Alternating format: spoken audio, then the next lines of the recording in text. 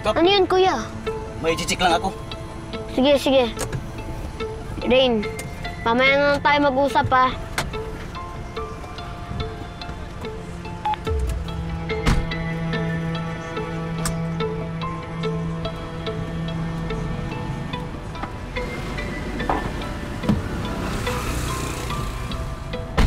Ano yun, kuya? Lahat tayo, Kap. Lahat? Meron ba tayo ekstrang gulong? Mayroon, pero naiwan yung gamit ko na pamalit. Hindi ako pwedeng malit. Ay. Para kaya tayo ng mga sasakyan. Para makahingi tayo ng mga tools. According to the GPS, it'll take me about 45 minutes to get to Sitio Alarcon. Okay po, sir. Ingat po sa biyahe. Alright, thanks. Wala naman dumadaan. Para po!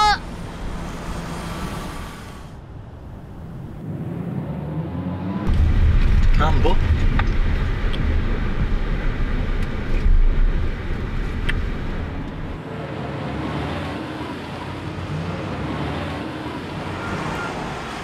Ay, tumigil. Tara, tara, tara. Rambo? Oh, Oh, Sir Albert, kayo po pala yan. anong nangyari sa'yo? Pilatan po kasi kami ng gulong eh. Saan ba lakad mo? Papunta po kasi kaming Purok Esperanza eh. Ayun naman pala eh. Hatid kita doon bago ako dumiretso sa Sitio Alarcon. Po, wag na po Sir Albert. Manghihiram na po kami ng tools para maayos na namin tong gulong. Sigurado ka? Kap. Total, nag-upay siya, sir. Gusto nyo, sumabay na lang kayo sa kanya. Baka po kasi maliliit kayo. Madaanan po yung Sitio Esperanza, papuntang Sitio Alarcon. Ayun naman pala eh. Hindi ka na. Sandali lang, Sir Albert. Kuya, paano ikaw? Susunod po agad ikaw pagkatapos nito. Sigurado ka, kuya. Mag-ingat ka. I-text mo na lang ako. Okay, Kap. Pakuha nga ng bag tsaka cellphone ko.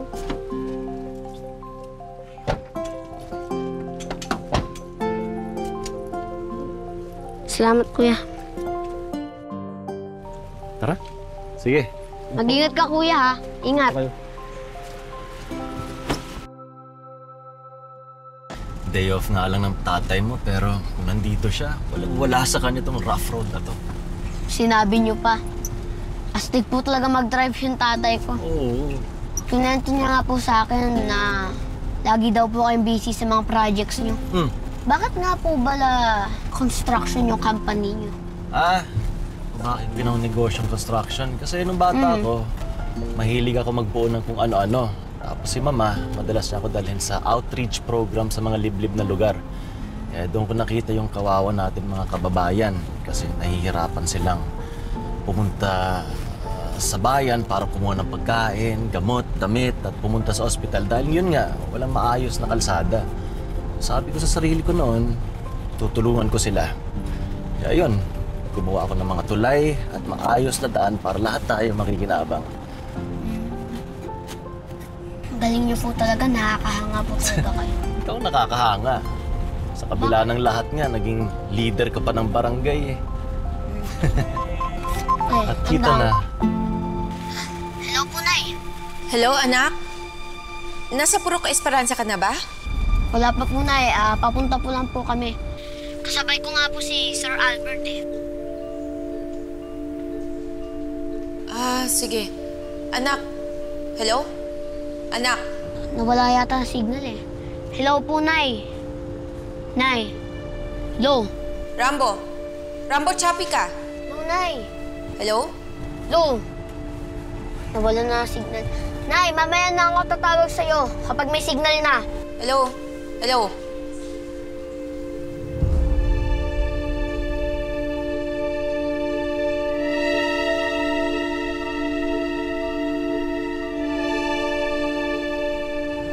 Ano, nawala?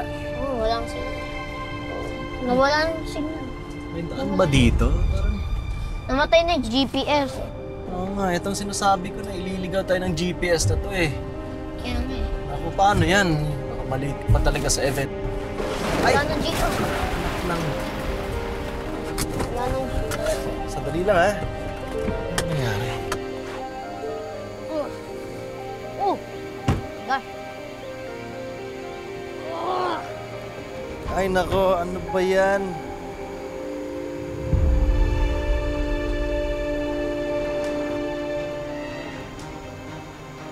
Ano na yan, Sir Albert?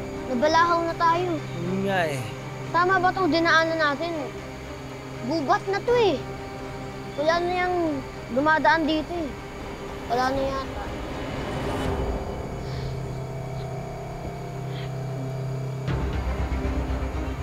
Ano ba to? Ano? Hanap tayo ng tulong? Tara, saan ba tayo pupunta? Sige, sige. Sandali, ah. Pinapunta tayo dito kanina ng GPS. Yung bag mo, di mo na dadalhin? Ano na? Siguro naman meron dyan sa baba. Oo nga eh. Daan. Ewan ko. Ano? Tara. Eh, gubat kasi. Kaya mo, ah. Baka madulas ka. Okay lang. Panglupa kasi ito yung sapatos ko. Oo. Hindi siya pang madulas. Pang presentation yan eh. Kaya nga, Baka nga ma-late na tayo dun sa presentation mo. late na yata ako eh. Kaya mo bilisan? Tara, tara. 3 na yata. Dito lang. Saan tayo? Daming damo. Oo nga eh. Pasensya na lang, ha? Nagka-problema ka tuloy dahil sa akin. Walang kaso, Sir Albert.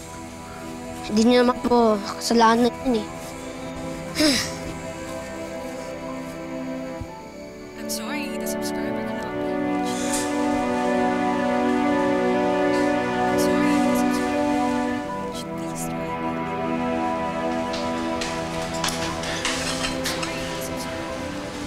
Hindi ko siya makontak. Ano nangyari doon? Sino? Si Rambo? Baka naman nawalan lang ng signal kasi medyo liblib yung pinuntahan niya eh. Alam mo, mahal, simula nung naging barangay captain si Rambo, hindi na nawala yung pag-aalala ko sa kanya. Na hindi naman dapat. Alam mo, hindi kita masisisi. Ang dami na rin kasing masamang nangyari kay Rambo. Kaya yun, hindi naman natin maiiwasan mag-alala. Halika, kain na tayo. Huwag kang mag-alala kasi tatawag naman yun.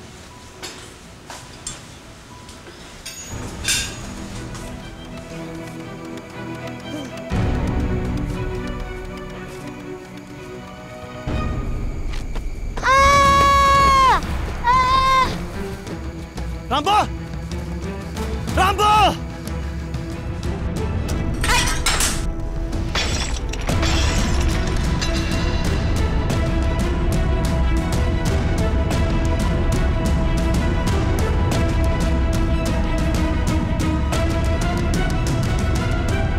Rambo! Rambo! Tulungan niyo kami! Tulong! Rambo? Rambo! Ay, salamat. Kumising ka. Okay ka Robert. lang? Ha? Ano nangyari? Ang naaalala ko na nahulog ako. Oo. Tapos nawalan ka ng malay. Ano? Anong pakiramdam mo? May masakit ba sa'yo? Nakatawan ko, konti lang yun. Oo. Nabugbog siguro sa pagkalaglag mo eh. Tara. Ano? Bakit? Ay, Rambo, may sugat ka. Sandali ah. Tiisin mo lang to ah. Itatali ko lang yung sugat mo para tumigil ang pagdudugo. Sandali ah. Ops. Sandali lang. Sandali. Rambo, tiisin mo ha. Tiisin mo. 1, 2, 3. Ayan. Okay na. Ano, kamusta? Paano tayo makakaalis dito?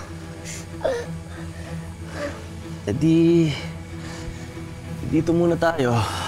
Ipahinga mo muna yung paa mo.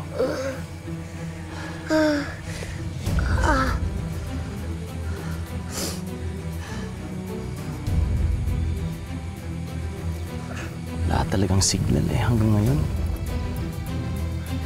Hala, basag na. Ayaw pong mandar. Siguro tumatawag na yung si nanay yung nag-aalala na sa akin. Mahal, hindi ko pa rin makontak si Rambo. Ano kaya nangyari doon, no? Teka, sino ba kasama niya? Ang alam ko kasi, siya lang mag-isa at saka yung driver ng barangay. Si Doming. O, alam mo number niya, tawagan natin. Hindi nga eh. Ano ba yan? Ay, Oh, Sir Eduardo, Juday, Gregory, may problema ba? kasi Sir Eduardo, hindi namin kasi makontak si Rambo kanina pa po eh. O, di ba nasa Purok Esperanza siya para dun sa cultural event? Baka busy lang. Baka nagsisimula na yung programa. ay, dali lang po. Hello? Doming? Doming, kanina pa namin hinahanap si Rambo. Kasama mo yata. Pakausap naman. Ano? Ano daw? Ano yan, Mahal? Mukhang nawawala daw si Rambo tsaka si Sir Albert. Ano?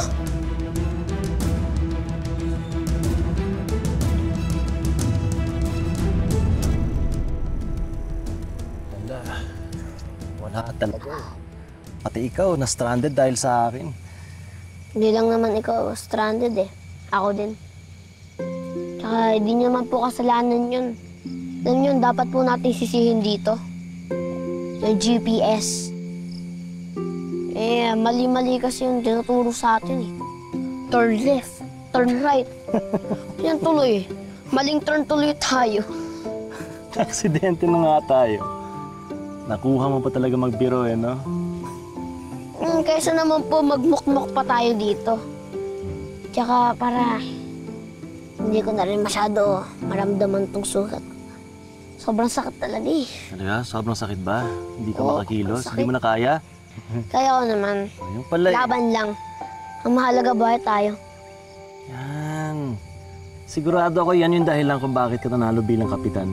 Nakita kasi ng mga tao na kaya mo maging positibo sa mahirap na sitwasyon. No? May swerte din. Yung tingnan nyo.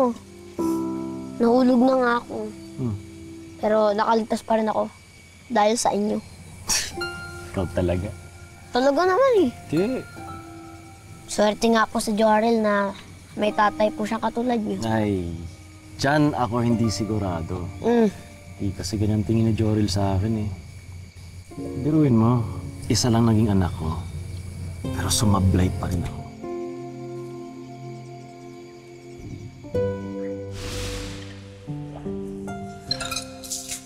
Bakit po inuha ni tatay yung basong ginamit ni Oliver? Malakas kasi ang kutob ko na anak ko si Oliver. Sir Albert, dewa po, pinag-DNA test niyo po yung baso ni Oliver. Ano pong result? Anak niyo po ba siya? Hindi eh. Hindi match yung DNA namin eh. Pero totoo pong naging girlfriend niyo po si Ma'am Marian. Oo. Talaga? Hindi lang basta-basta girlfriend. Kung masasabi ko na may greatest love ako. Talaga ba? Siya yun, no. Para kasi kaming sila Romeo and Juliet. Yung nagmamahalan, pero bawal magkatuluyan. Kasi magkaaway ang mga magulang namin sa politika eh. Alam mo na yun, di ba? Kaya kahit alam ko na mahal niya ako, at mahal na mahal ko rin siya, wala. Kailangan pa rin namin maghiwalay. Sayang. Oo nga eh. Siguro yun yung isa o siguro yung pinagsisisihan ko sa buong buhay ko. Siguro po kung nagkatuluyan kayo, sigurado masaya ang pamilya niyo. Masaya din siguro maging anak ninyo. Sana. Hindi, paminsan-minsan, naalala niyo pa rin siya. Madalas. Dumadalaw nga ako sa puntod niya eh. At eto lang, na-discover ko na may naitago pala akong litrato sa kanya. Talaga? Oo, sadali. Saan ba yung wallet ko yan? Eto, tingnan mo.